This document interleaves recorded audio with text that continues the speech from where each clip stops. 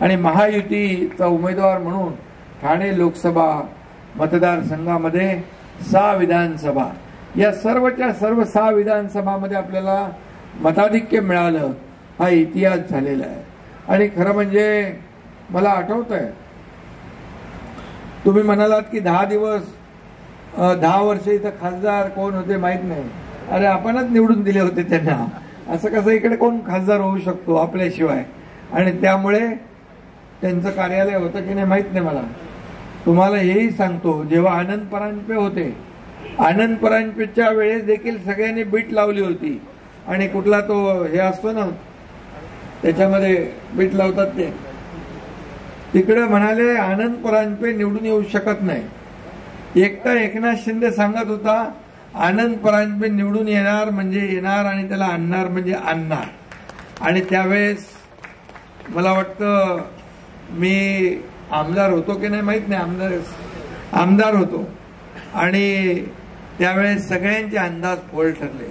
कारण ठाणे लोकसभा हा आपला शिवसेनेचा बालेकिल्ला आहे, महायुतीचा बालेकिल्ला आहे. आणि पूर्वी हा ठाणे जिल्हा पूर्ण काँग्रेसमय होता. परंतु धर्मवीर आनंद दिघे साहेबांच्या मार्गदर्शनाखाली आपण या ठाणे जिल्ह्याला विकासाकडे नेलं. बाळासाहेबांचा आशीर्वाद ठाणे जिल्ह्यावर होता आणि एवढं प्रचंड काम केलं धर्मवीर आनंद दिघे साहेबांनी. गावागावात, खेड्यात खेड्यात, अगदी शहरातल्या प्रत्येक वार्डामध्ये शिवसेना नेली आणि प्रत्येक निवडणुकीमध्ये शिवसेनेला भरघोस असं यश या ठिकाणी मिळालं. आणि म्हणून ठाणे काय, कल्याण काय, पालघर काय, हे सर्व आपले बालेकिल्ले आहेत. कारण आपण सातत्याने काम करत असतो. आजच बघा, राजधानी दिल्लीमध्ये देखील महाराष्ट्रासारखा भगवा झेंडा फडकला आणि दिल्लीवर भगवा फडकला. असत्यावर सत्याचा विजय झाला. आणि म्हणून आज मी आदरणीय प्रधानमंत्री, या देशाचे लोकप्रिय प्रधानमंत्री नरेंद्र मोदीजी यांचं मनापासून अभिनंदन करतो. त्यांना खूप खूप शुभेच्छा देतो. कारण खऱ्या अर्थाने जे केजरीवाल तिथं मुख्यमंत्री होते, ते अण्णा हजारेंच्या भ्रष्टाचार विरोधातल्या आंदोलनातून लीडर झाले. आणि अण्णा हजारेंनी भ्रष्टाचार, लोकपालच्या वेळेस आपण पाहिलं आंदोलन, आणि त्याच्यातून ते नेतृत्व उदयास आलं. परंतु त्यांनी मुख्यमंत्री झाल्यानंतर अण्णा हजारेंची साथ सोडली आणि जिथून त्यांचा प्रवास झाला सुरू, की भ्रष्टाचाराच्या विरोधामध्ये यात्रा सुरू केली. पण ते स्वतःच भ्रष्टाचाराच्या दलदलीमध्ये अडकले आणि तो प्रवास आज संपला. आणि म्हणून किती काही लोकांनी म्हटलं तरी सुद्धा जेव्हा निवडून येतात तेव्हा सर्व यंत्रणा चांगल्या असतात. जेव्हा हरतात मग ईव्हीएम खराब, निवडणूक आयोग वाईट, कोर्ट वाईट, मतदार याद्या चुकीच्या, हे सगळे आरोप प्रत्यारोप करत असतात. आणि म्हणून मी आपल्याला एवढंच सांगतो की गेल्या 2.5 वर्षामध्ये आपण जे या महायुतीचं काम या राज्यात केलं, या कामाची पोचपावती या माझ्या लाडक्या बहिणींनी भरभरून दिली, लाडक्या भावांनी दिली, लाडक्या शेतकऱ्यांनी दिली, लाडक्या ज्येष्ठांनी दिली, लाडक्या या युवकांनी दिली. आणि म्हणून या राज्यामध्ये मला समाधान आहे. 2.5 वर्षामध्ये एवढं काम केलं, एवढे निर्णय घेतले, ते इतिहासामध्ये नोंद झाल्याशिवाय राहणार नाही. एवढे निर्णय आपण घेतले. आणि म्हणून मी स्वतः सीएम होतो तेव्हा देखील सीएम म्हणजे मी स्वतःला कॉमन मॅन समजायचो आणि सर्वसामान्य कार्यकर्ता म्हणून मी काम केलं. माझं सगळ्यांनाच हे सांगणं असतं की आपण शेवटी खासदार, आमदार, मंत्री,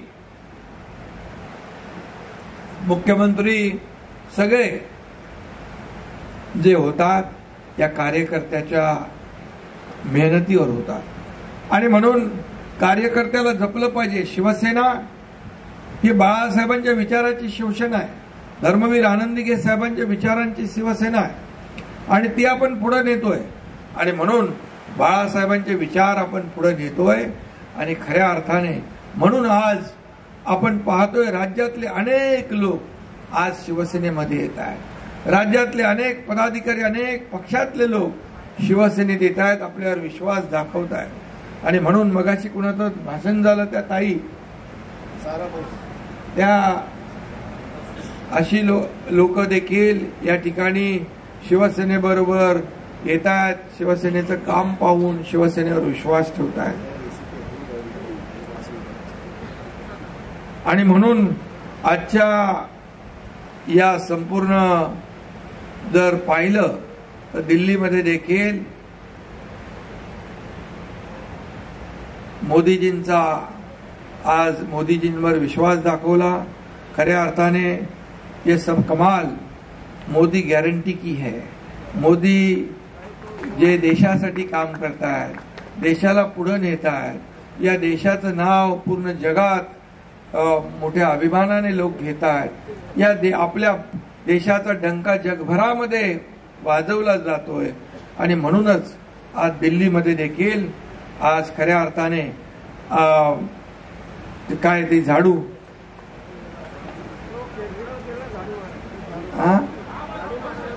नाही आम का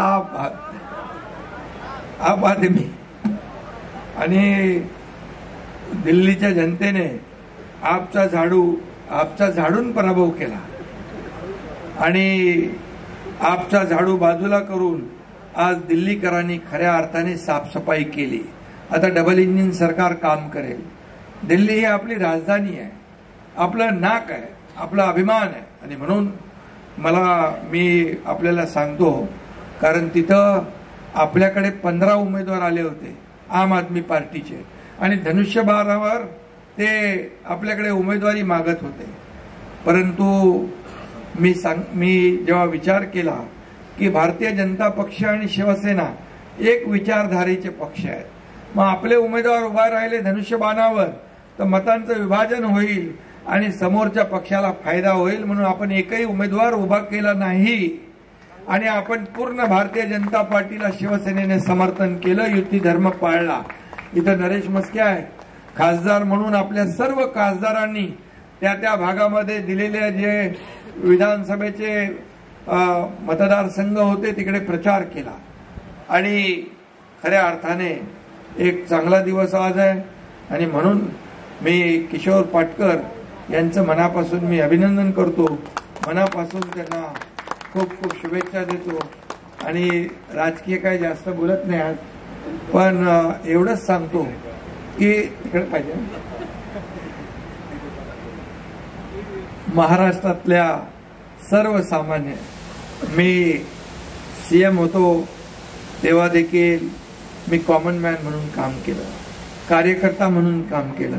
देवेंद्रजी आता सीएम आहेत, मी आता डीसीएम आहे, पण आता पण मी स्वतःला समजतो डेडिकेटेड टू कॉमन मॅन, सर्वसामान्य माणसाला समर्पित. असंच आपलं काम असलं पाहिजे. आपली नाळ जी सर्वसामान्यांच्या बरोबर जुळलेली आहे ती तुटता कामा नये. आणि म्हणून बाळासाहेबांनी, दिघे साहेबांनी काय सांगितलं, बाळासाहेबांचा मूलमंत्र काय, 80% समाजकारण, 20% राजकारण. आपण शिवसेना शाखा हे न्याय मंदिर आहे, संपर्क कार्यालय न्याय मंदिर आहे आणि या कार्यालयामध्ये येणाऱ्या प्रत्येक जातीपातीच्या अडल्या नडल्या माणसाला मदत करण्याचं काम आपल्याला करायचं आहे. आणि म्हणून मोठ्या विश्वासाने या महाराष्ट्रामध्ये ज्या शिवसेनेच्या शाखांचं जाळं निर्माण झालेलं आहे, हे जाळं बाळासाहेबांनी, ठाणे जिल्ह्यामध्ये धर्मवीर आनंदीगे साहेबांनी जे जाळं निर्माण केलं त्या शाखांवर खूप लोकांचा विश्वास आहे.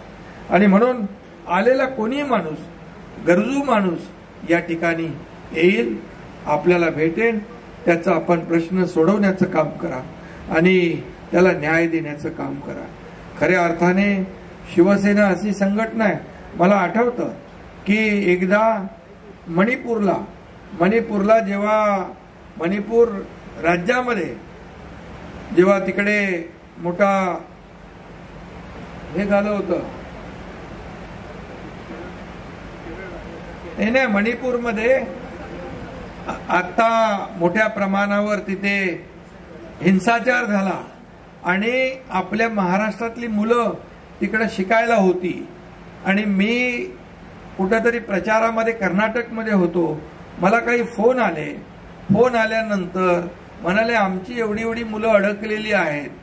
बघा, मी मुख्यमंत्र्यांना तर फोन केलाच, परंतु तिथं आपला एक राज्यप्रमुख आहे, राज्यप्रमुखाला फोन केला मी आणि त्याला सांगितलं अमुक अमुक ठिकाणी आपले लोक आहेत. म्हणजे मणिपूरचा राज्यप्रमुख, तिथेही आपली शिवसेना आहे, तो राज्यप्रमुख अर्ध्या तासात त्या मुलांपर्यंत पोहोचला. त्या मुलांना तिथून त्यांनी घेतलं आणि एका हॉटेलमध्ये सुरक्षित जागी नेऊन ठेवलं. ही आपली शिवसेना आहे, ही आपली शिवसेना आहे. पूर्ण देशभर आपल्या शिवसेनेचं नेटवर्क आहे. काल देखील केरळचा राज्यप्रमुख भुवनचंद्र त्यांनी देखील आपल्यामध्ये शिवसेनेमध्ये सामील झाला, उभाटामध्ये होते. आणि म्हणून अनेक राज्यातले आज शिवसेनेचे राज्यप्रमुख, अनेक पदाधिकारी शिवसेनेमध्ये सामील होत आहेत. याचं कारण शिवसेना दिलेला शब्द पाळते आणि म्हणून एकदा एकनाथ शिंदेने शब्द दिला की मग मागे फिरायचं नाही. बाळासाहेबांनी सांगितलं शब्द देताना 10 वेळा नाही 100 वेळा विचार करा, पण एकदा शब्द दिल्यानंतर तो शब्द मागे फिरवायचा नाही. ही शिकवण आपल्याला आहे.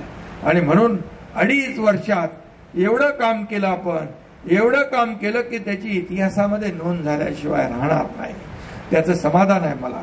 आणि म्हणूनच आज 2.5 वर्षाच्या कामाची पोचपावती विधानसभेच्या निवडणुकांमध्ये या महाराष्ट्रातल्या जनतेने आपल्याला दिली. आणि म्हणून आता आपली जबाबदारी आणखी वाढली आहे. मोठी शहरं वाढतायत, शहराला रस्ते पाहिजे, पिण्याचं पाणी पाहिजे, दिवाबत्ती पाहिजे, उद्यानं पाहिजे, हॉस्पिटल पाहिजे, शाळा पाहिजे, हे सगळं पाहिजे. आणि म्हणून तुम्ही शिवराम आपले कुठे पोचले असतील, शिवराम आणि तुम्ही सगळी टीम आली होती तिकडे. तुमचं गरजेपोटी घरं मी नगर विकास मंत्री, मुख्यमंत्री तेव्हा नव्हतो असताना द्वारकानाथ आणि सगळे होते, विजय, सगळे टोटल सगळे लोक होते. ताबडतोब आपण तो GR काढला. मी म्हणालो की सर्वसामान्य माणसाच्या घराला आपल्याला संरक्षण दिलं पाहिजे. आणि म्हणून एवढे मोठे निर्णय झाले, धडाधड GR आपण काढले. त्याच्यामधल्या काही त्रुटी होत्या त्या बदलल्या, किंमत त्याची रेट कमी केला, परवडणारा पाहिजे ना, नाहीतर ते काय कागदावरच राहील नियम. आणि म्हणून आज नव्या मुंबईला देखील ज्या आपल्याला गरजा आहेत त्या आपण पूर्ण केल्या पाहिजे.